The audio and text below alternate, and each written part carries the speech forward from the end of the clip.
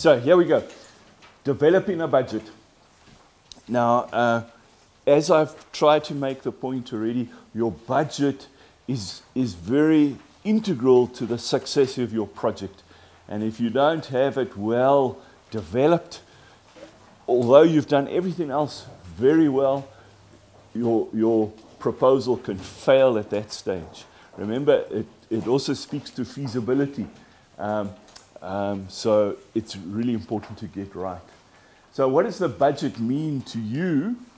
Does it mean fighting over resources? Does it mean being ripped off by the government? Does it mean cutting back on expenditure? Does it mean slicing the income into smaller and smaller and smaller little pieces until you can't do anything with any of them? Or, I love this one, here's the father saying to the mother and all the children, I've taken another close look at the budget and I'm sorry, I'm going to have to let 2 of you go. So, if that's what the budget means to you, the word budget, then you're on the wrong track. Although it's very easy to get that impression because that's often how we talk about budgets. I think, oops, I've got a bit of a mix-up here, but it's worth making this point. So can you see, it's very important, if you're not so great at budgeting, what my one piece of advice is to suggest to find a friendly accountant or a friendly bookkeeper or a friendly somebody who can help you with budgeting.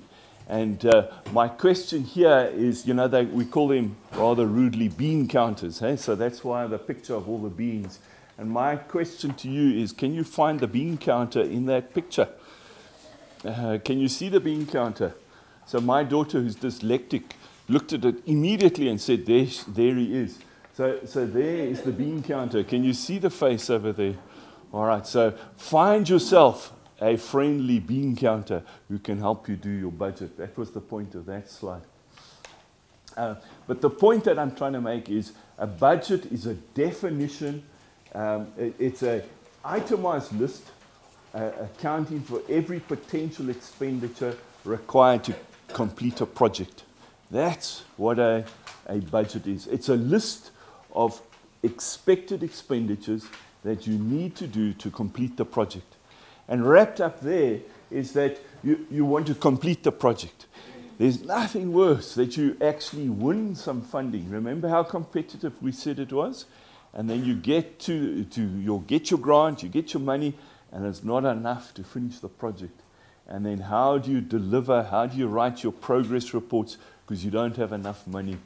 What do? It's the worst situation. So never let that happen to you. Should it ever happen to you, and it happens quite often, the funder says, yes, we'll fund you, but you asked for 100,000 Rand, we're going to give you 80,000 Rand.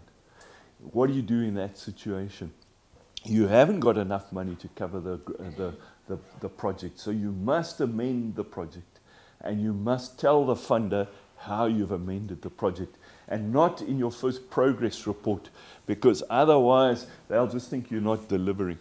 So as soon as you get that award letter that says you've got 80,000, you need to respond straight away, thank you for this award, this is how I'm amending the budget, the project plan.